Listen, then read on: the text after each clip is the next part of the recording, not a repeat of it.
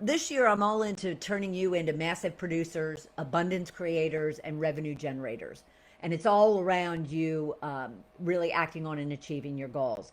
First, you have to declare them, own them, then you can achieve them. All right, so today we are talking the coat of negativity.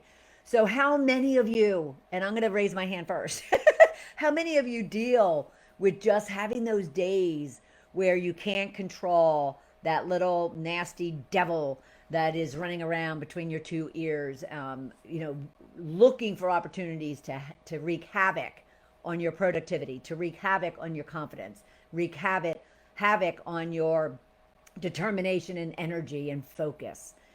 We all have them.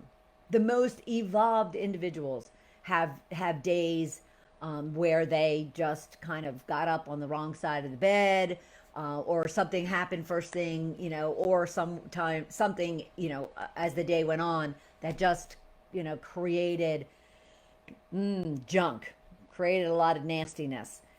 It's the key is how do you handle it? How do you acknowledge it? How do you shed it? And then how do you move on from it? And that's what I really wanted to be talking about today.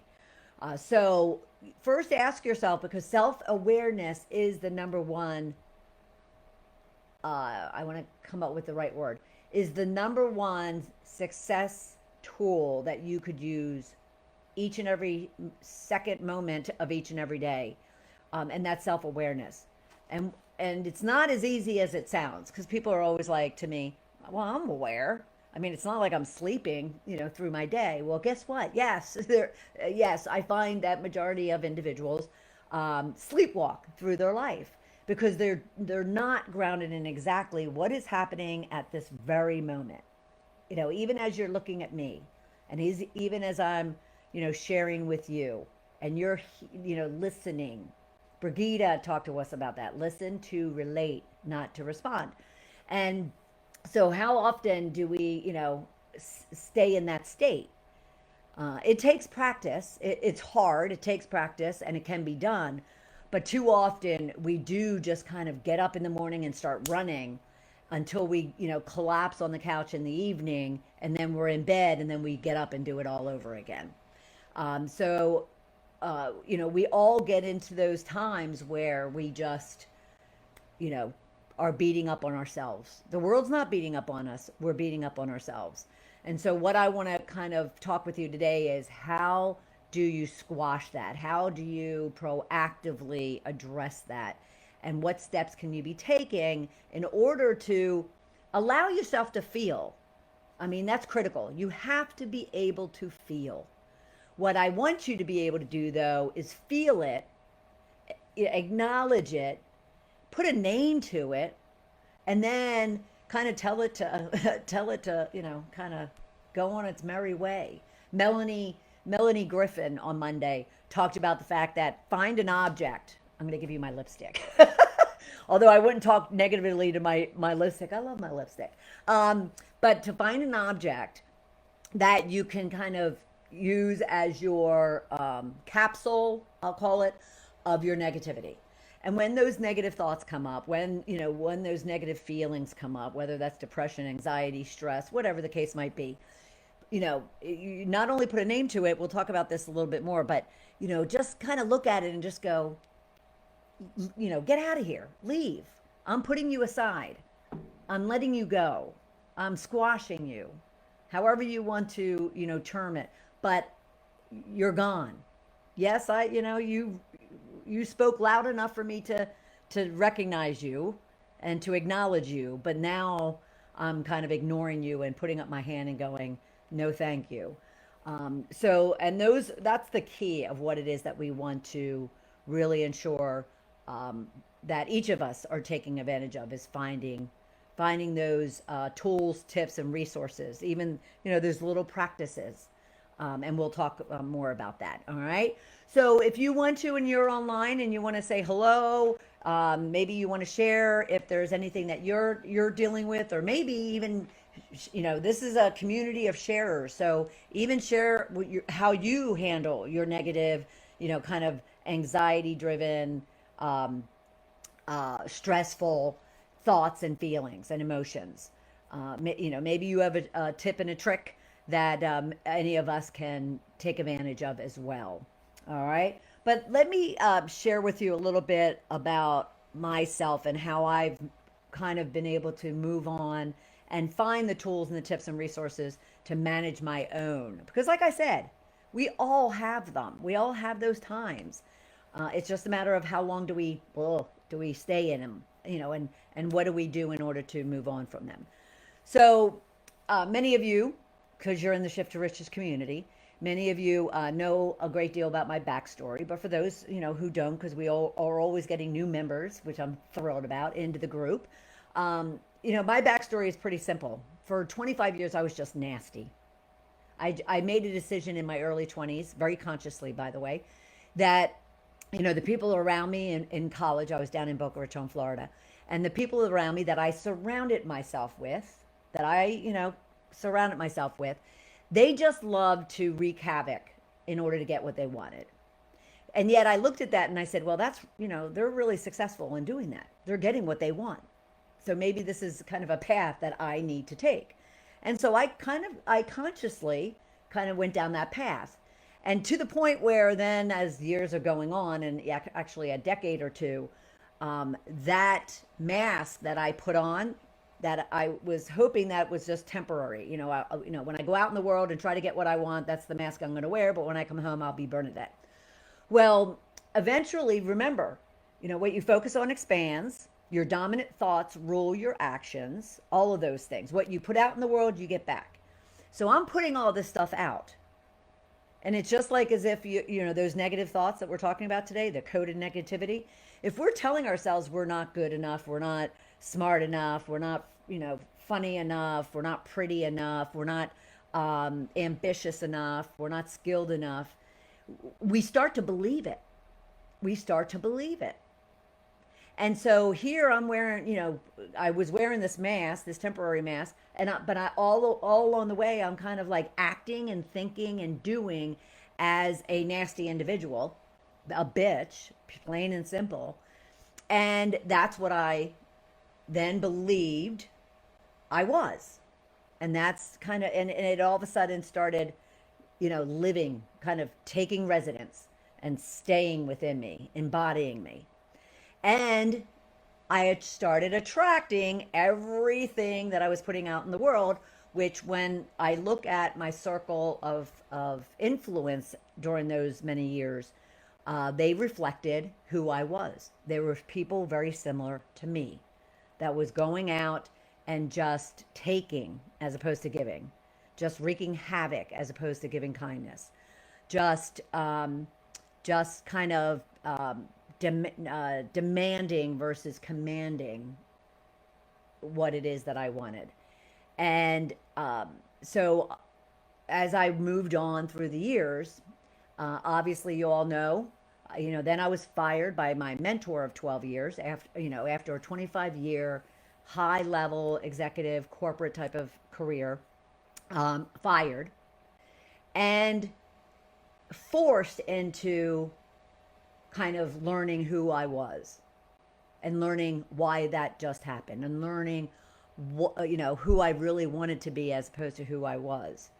Because over those years, the coat of negativity, the coat was initially like a little handkerchief around my neck.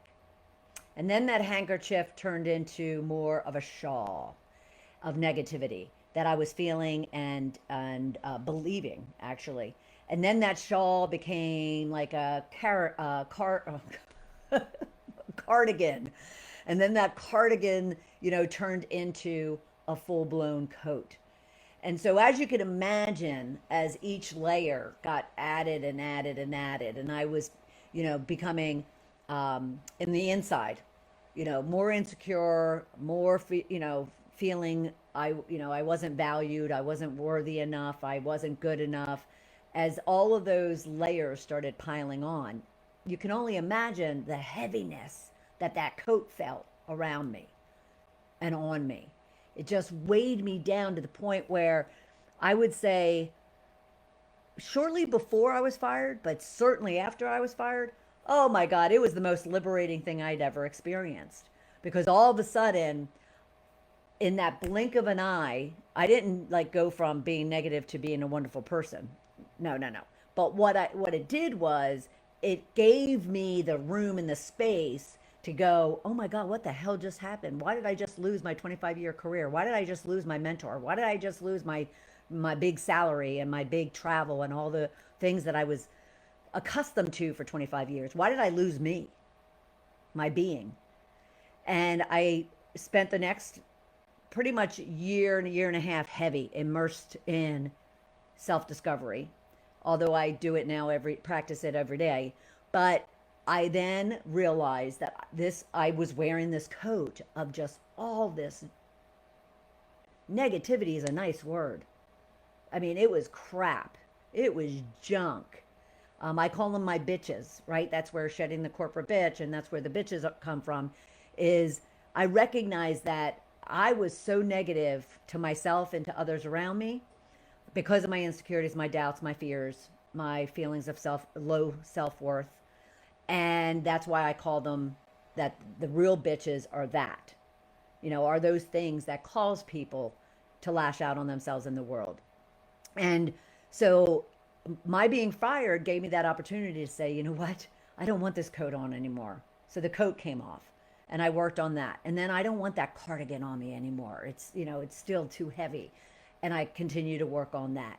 And I don't want this shawl around me anymore. It's itchy and, but yet at the same time, I'm feeling a little bit cooler. I'm getting more of a breeze because I'm just shedding and letting go.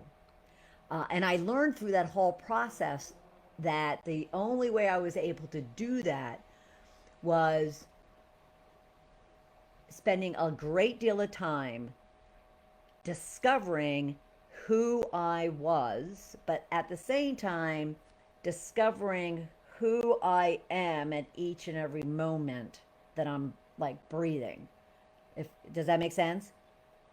What I had to discover is that my feelings of negativity were just pretty much, that false evidence appearing real, like, the acronym for fear.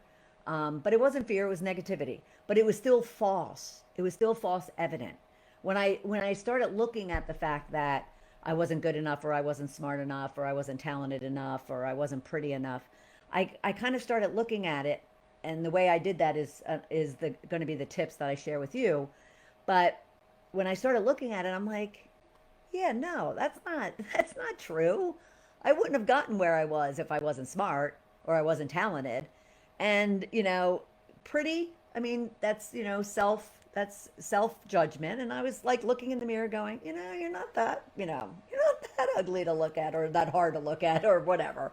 But, so I had to retrain my heart and my mind to kind of, look at things realistically, look at things truthfully, look at things kind of right now in this very moment in time and decide, do I want to believe all this negative junk that I'm telling myself, or do I want to rewrite it, rewrite my story, rewrite my belief systems, so then I am out of all of that heaviness, that burden, that weight that coat was creating for me.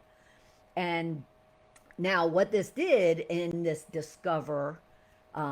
what I call my discover phase now of my shift to riches formula, but what that also did is it caused me to have to confront it and really live in live in the disappointment, the embarrassment, the shame, the ugliness, um,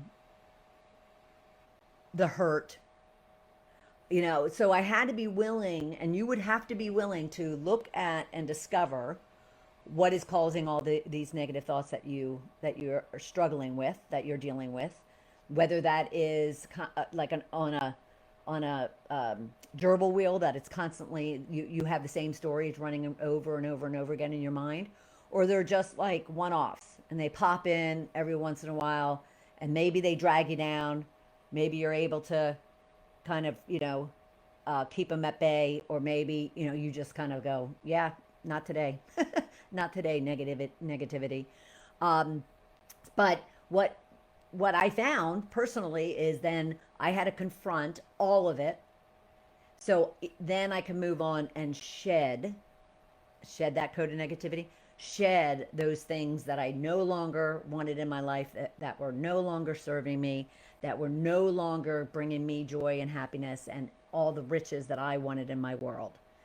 And that even included people, places, and things. So that included that, yes, the things were easy. Just get rid of the things that aren't, that aren't serving you well. Maybe for me, a lot of it was materialistic things, believe it or not. It was the best, purging exercise and experience that I've ever been through, is just to look at things and go, what, how do you serve me? How do you bring joy and happiness into my world? And if it didn't, then I sold off tons of things. I consolidated down into my guest house of my main house. So I have a main house that I rent and I live in my guest house. I just did the things that I needed to do to find calm, peace, and happiness. And then I looked at, so the things and the places. So then there were places. Many of you, as I did, many of you will do one of three things when it comes to dealing with your negativity. You will either create distractions from those negative thoughts that you're having. So as all this chirping's going on between your two ears, impacting your heart, you're finding ways to distract yourself. You're going out and you're overworking at the gym. You're going out and overplaying with the friends. You're going out and, just creating some form of distraction. So hoping that all that chatter will calm down. Many of you just kind of defer it. You just kind of, you avoid it, you ignore it, and until it gets thrown back in your face for some result. Because remember, if you're putting negativity out in the world, you're getting it back. And so many of us think that if we, kind of defer it, or we ignore it, or we push it away, it's just going to disappear. Well, it's not. It's just going to show up in a different form, but in the same mood, the same manner, which is that negativity. And think about it. The next time you're having a bad day, maybe it's right now, think about it.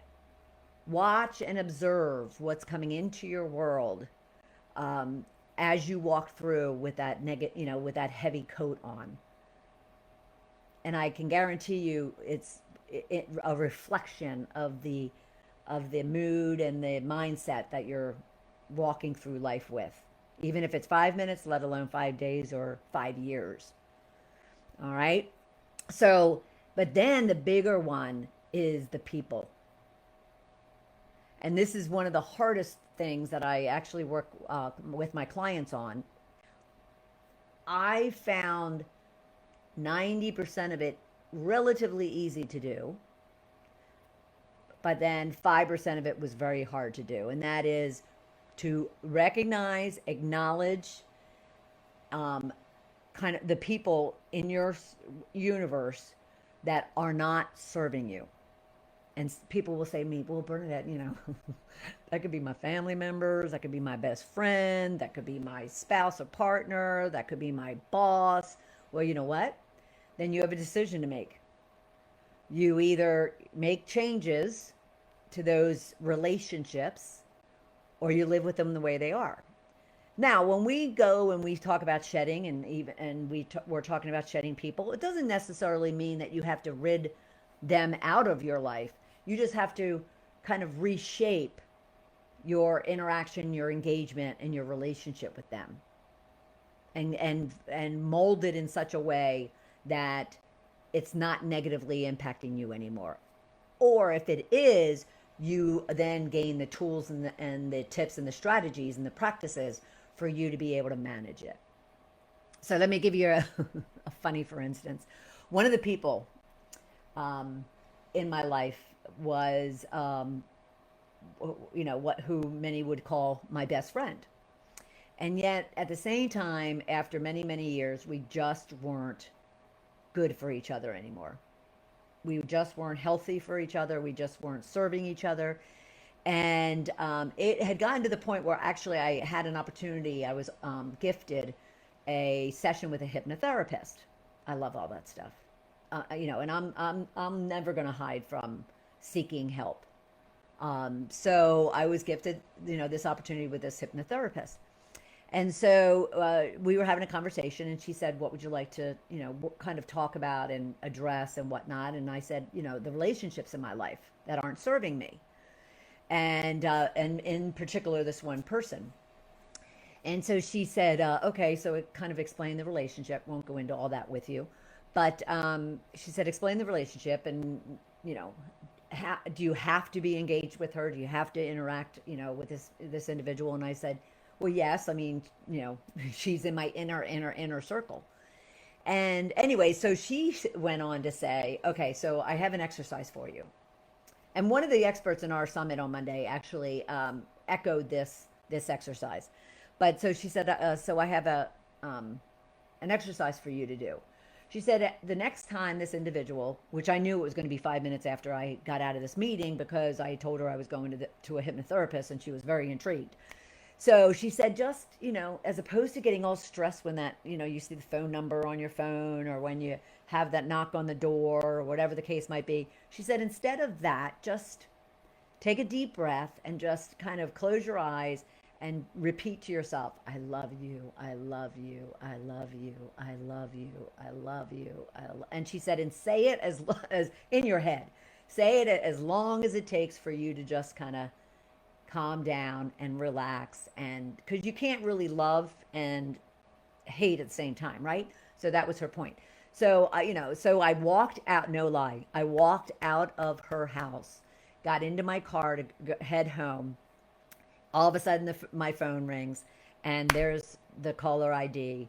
And I closed, I stopped the car, just stayed in her driveway, and I just repeated to myself, "I love you, I love you, I love you, I love you, I love you." And that phone call was probably the best phone call that we had had together for like a year and a half, 2 years. Now, eventually, getting back to the shed, eventually I did have to just say, that I had to move on, and I was going to be focusing and prioritizing in other areas of my life, and wish you well and that kind of thing. And but you may not have to go to that extreme. You might just have to kind of separate yourself by being busy elsewhere.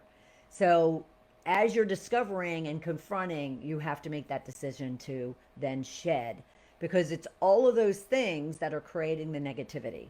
It is the people, places, and the things. And some of the things are your own internal dialogue that you're having with yourself.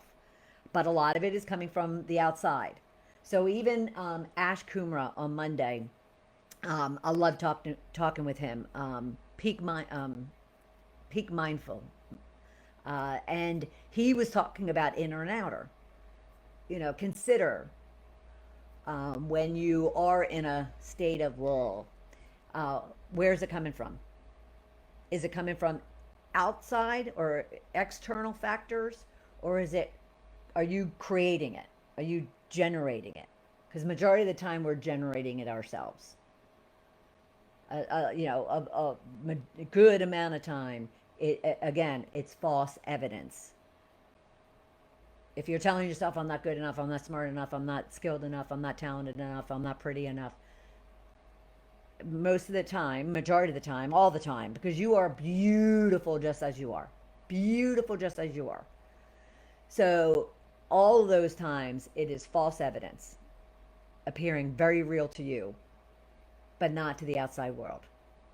And even if it is to the outside world, who cares? It's not the outside world that has to live in you. It's not the outside world who has to, feel and be you. It's not anybody else. It's not anything else. Regardless of how hard and cruel and unsupportive, those people and things and places can be. It's what is going on within you and what you're dealing with yourself.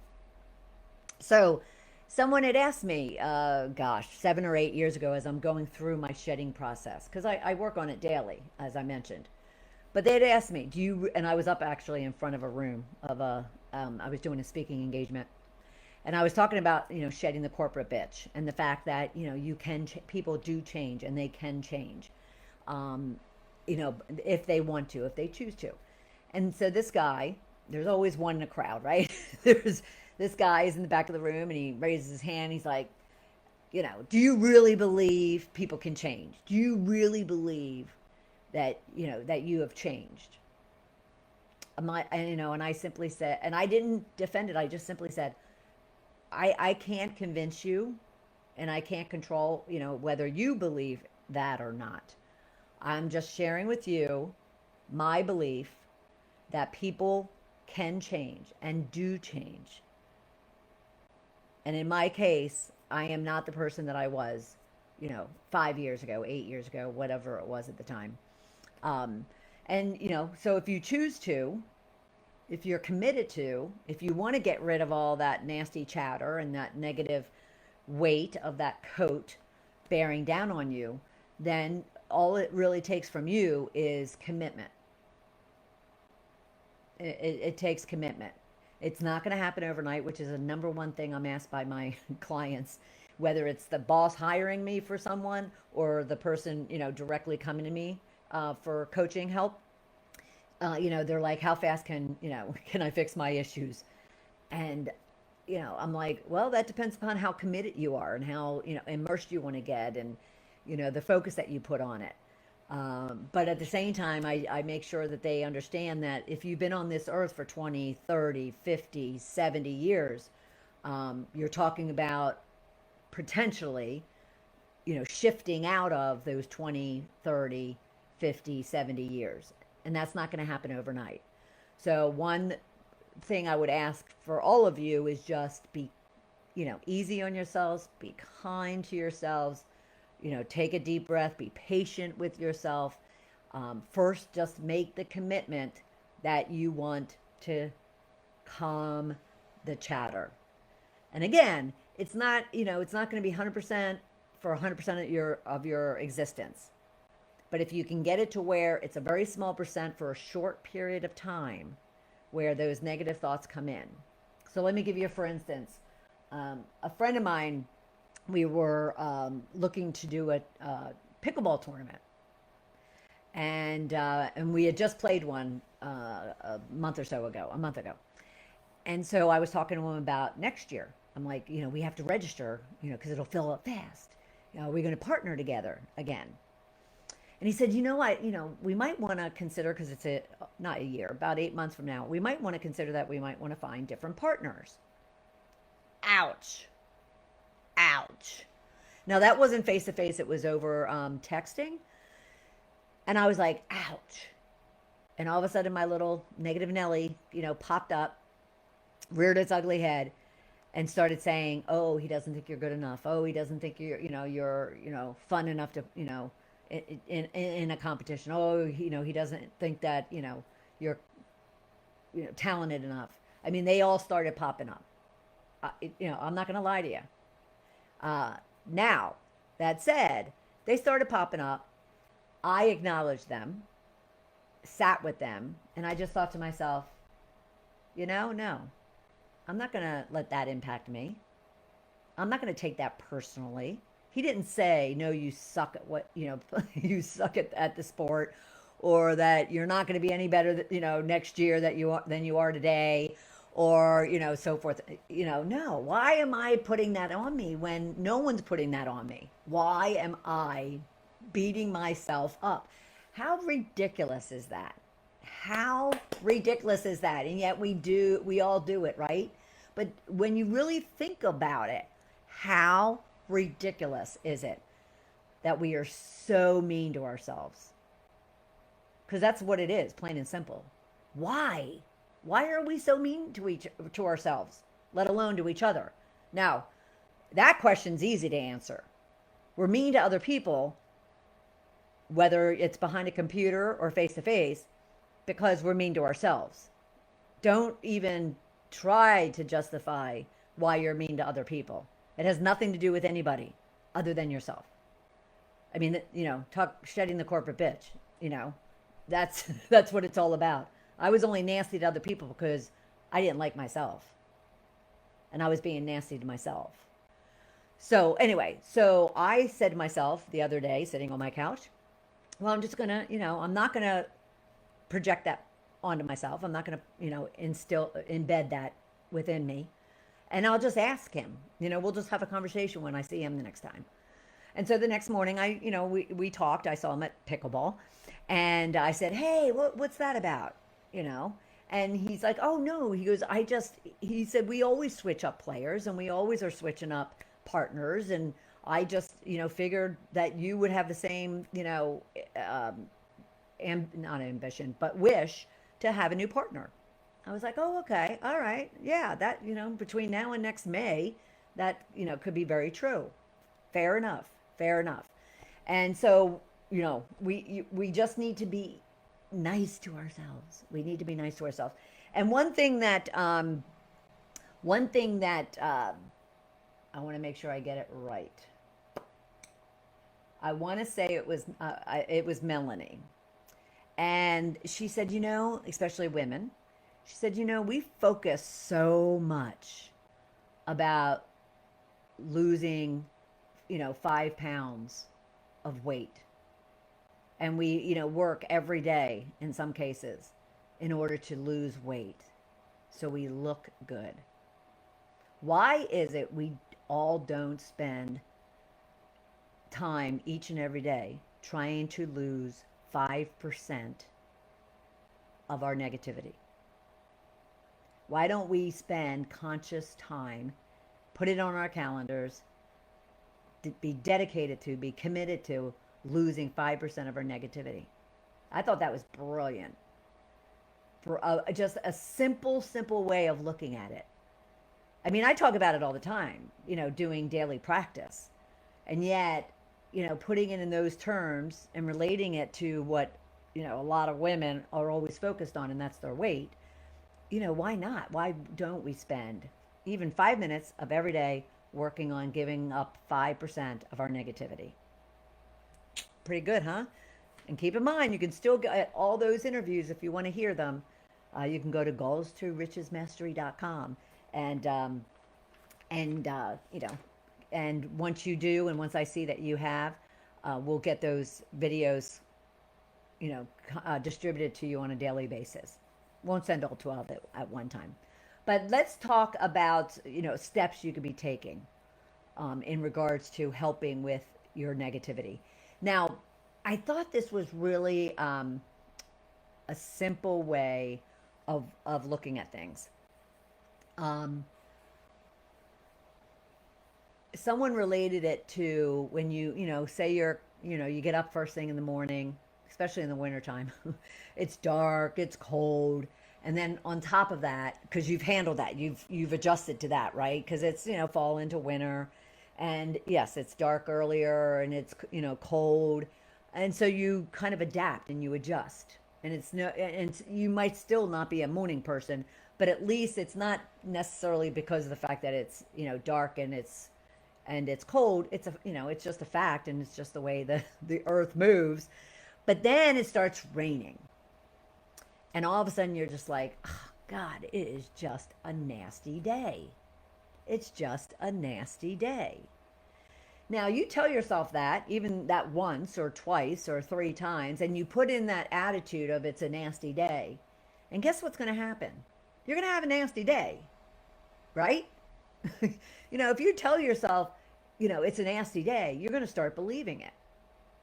And I had a friend that if you said the sky was blue, she would say it's black. If you said it was beautiful out, she would say it's nasty out. If you would say that, you're in a great mood, she would be like, I don't know why, because, it's a crappy day. And, just be around that for and let alone for 25 years like I was, but be around that for a period of time, and that coat is on you and it's weighing you down. So what we want to do is find ways to acknowledge and recognize the moment for what it truly is, And then even knowing that you can shift and control whether or not you want to, even though you might say, oh, it's nasty outside, that doesn't need to translate to, oh, then therefore it's going to be a nasty day and I'm going to be in a nasty mood and the world's going to respond to me in a nasty way. It could be just that, you know what, ugh, it's nasty out. It's a fact. It's nasty out. It's raining. It's slippery. It's cold. And yet you have a beautiful day because you don't allow that commentary to kind of rule and control the result of how you go out into the world. And I don't care if going out into the world is getting up out of your bed and going over to a couch in your own environment and then going over to a desk chair for when work starts and then coming back onto the couch. I mean, even if you're in your own, environment, that's your world. So you have an opportunity all the time, at every moment of every second of every day, to um, determine how you want to respond to whatever comes up in front of you, even a nasty day. So to do that, we had first talked about the fact that if you want to change from, from a kind of a negative space, whether it's for 5 minutes or 5 years, first is that commitment that we talked about. Is first just making a commitment that yes, I do. I mean, it got, for me, that coat got so heavy where I just was like suffocating.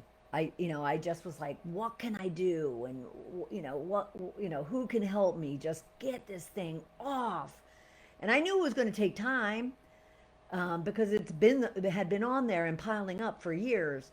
But that's just how I exasperated I was.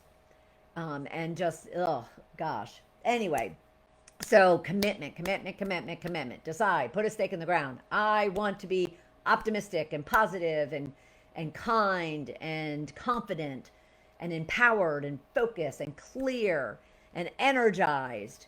And I just want to be a magnet of all the abundance that could come my way, as opposed to a, repellent, because I'm allowing, my negativity to weigh me down and weigh everything around me down. So first, commitment. All right. So then where self-awareness comes in is acknowledging it.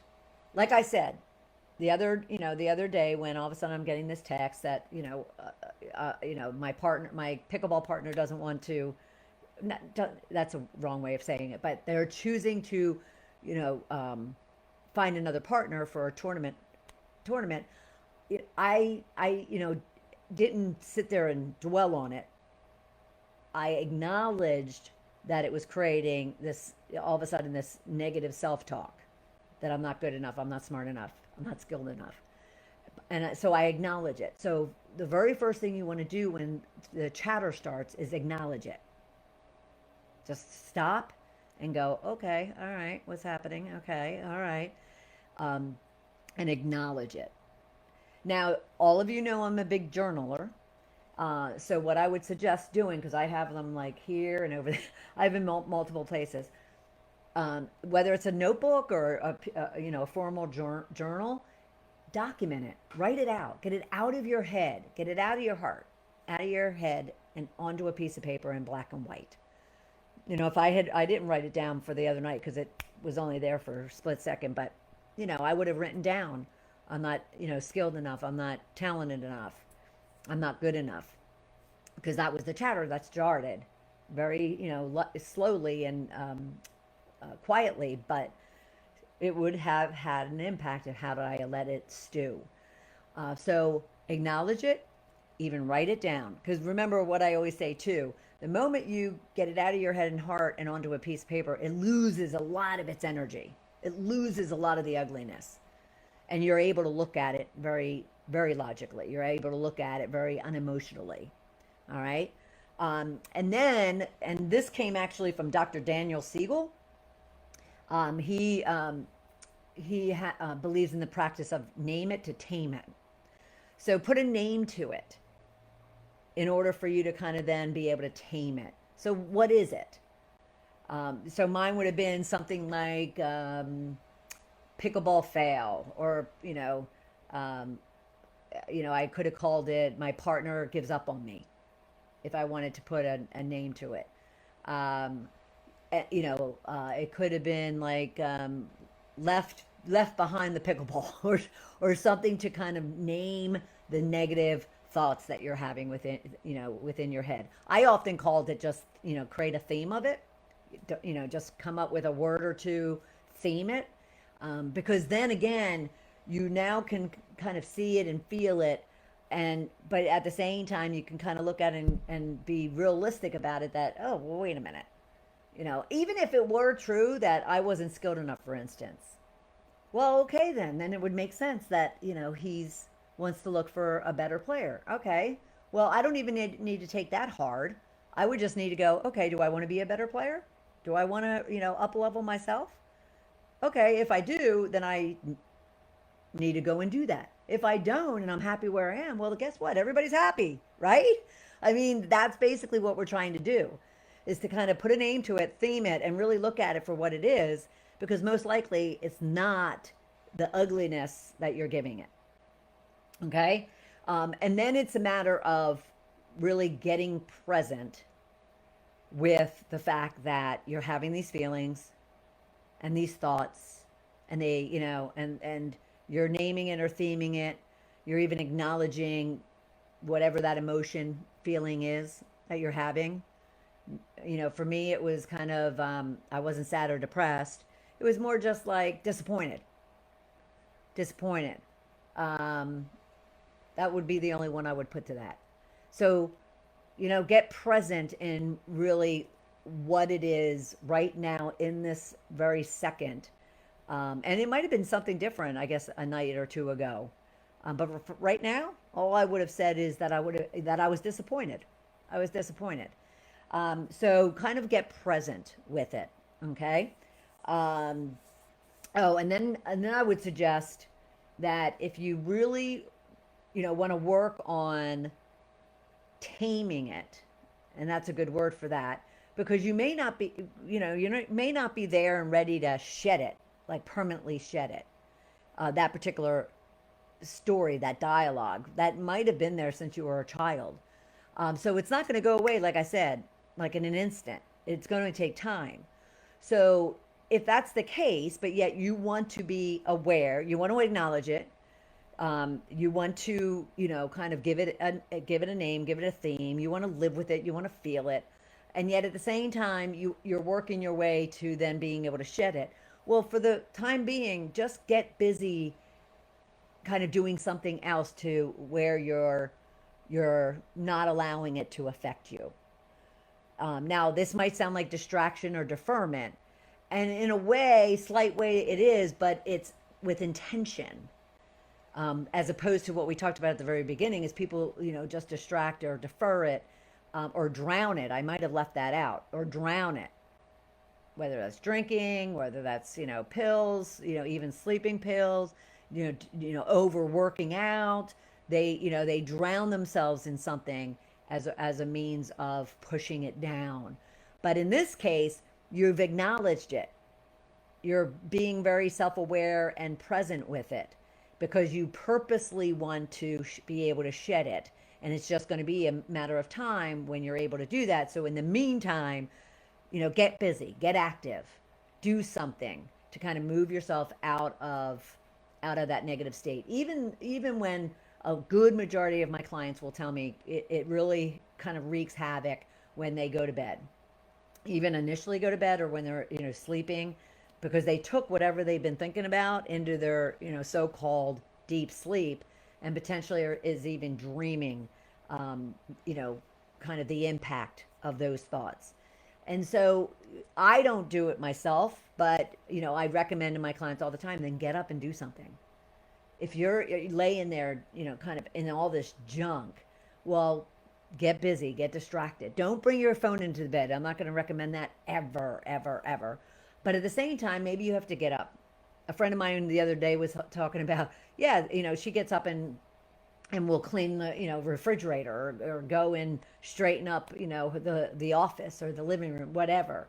I don't do that. It's just never been a practice of mine. Just like I don't have a TV in my bedroom. I don't watch TV in bed. But you know, if that's going to help you to quiet the self chatter, then do it. Okay. And then because you're going to come back to it and continue to work and practice and you know, and minimize, if not totally shed that particular story. The other thing too is rewrite the story. So say you know, just have had this thing, you know, since you were a kid, you were unfortunate to be, you know, constantly told you're not smart enough, you're not good enough, you're never going to make it. You know, you don't have the oh, there's a bug crawling up my microphone. You don't have the capacity, whatever it is. You can't. Well, rewrite it. Rewrite that story. Even write it down on a piece of paper and just write out, you know, I am good enough. I am smart enough. I have been able to accomplish X, Y, and Z. And, you know, my career and my schooling and has brought me to X, you know, 1, 2, and 3. Like, rewrite the story that you're telling yourself and just tell yourself something very different and affirm, affirm, affirm, affirm. Like that, I love you, I love you, I love you, I love you, I love you. I'm good enough, I'm good enough. I share often with you that one of my favorites is, you know, and I started this when I was doing sales. Um, I didn't like rejection. Who does? But so I would kind of affirm, if God is for me, who could be against me? If God is for me, who could be against me? If God is for me, who could be against me? And it does, it shifts me right out of that place of, no, no, no, no. If God's for you, who wouldn't want to work with you? If God's for you, who wouldn't want to love you? If God's for you, who wouldn't want to play with you? So forth and so on. All right. And then going back to kind of the false evidence, do a reality check with yourself. Do a reality check with yourself. When those negative thoughts pop in, ask yourself, is this really true? Is it really true that I'm not good enough? I'm not smart enough. I'm not, you know, pretty enough. I'm not skilled enough. I'm not talented enough. I'm not worthy enough. Is it really true? And, you know, don't flippantly go no or yes, but just kind of look at the fact that, well, I have a lot of family who absolutely loves me. I have friends who love me. I am skilled, and I have this great job as a result of it. And, you know, I have, a good amount of money in the bank. So, you know, so I got it for some reason, you know, like I've earned it because I am good at what I do. I am worthy enough to get that promotion. I am worthy enough to ask for that raise because I've done X, Y, and Z. We hang so much emotion on our worth and our value that's just not real. And so I often talk to my clients about, look, then treat yourself as a business case all the time.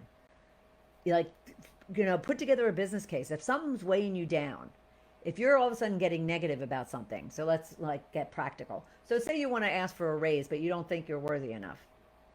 You know, you don't think you're deserving enough. Well, then put a business case together. You know, what's the raise that you want? Why is it that you want it? And, you know, but prove it. Well, I've done, you know, this, and this year. I went over and aboard here. Yada, yada, yada. Like, put a business case. If that takes the emotion out of it, because it is more operational, you know, it's working on that one side of the brain that isn't all that emotion, then do it. Treat yourself like a business case. Okay? But you could certainly, you know, work your way through minimizing those negative thoughts, if not eliminating them. And then you'll have the tools and the resources for the next time something comes up. You can lean on a number of the things that we've talked about to kind of shorten the amount of time that they hang out. They may not totally go away, but you can shorten the amount of time that they hang out so they don't sabotage what it is you're trying to accomplish. More importantly, they don't create excuses or crutches or or things that you tell yourself for not having and doing and being what you want. All right? Okay. So, Whether you were seeing this live or you're going to watch this on a replay, would love your thoughts, your comments, your questions, your suggestions, your feedback. And of course, these Ignite Thursdays, they're for you. And many of you do provide me ideas for topics of conversation. Or, like this one, comes up as a result of dialogues, whether that be clients or even the attendees from our summit or through the summit. Brought up a lot of great stuff. Our Goals to Riches challenge, where you can put all of the, all of the lessons and the trainings around goal achievement, leadership, mindset, productivity, overcoming adversity, into practice in our 5-day challenge. You're going to be able to go from a blank piece of paper to taking action and getting results in 5 days. So be sure to join us on October 19th and go to goalstoriches.com to register. All right. Everybody have a fabulous, fabulous day. And I'll look forward to seeing you out there in our community or reach out to me and let's help each other create the riches in life we deserve. All right. Have a beautiful, beautiful day, everybody. Bye.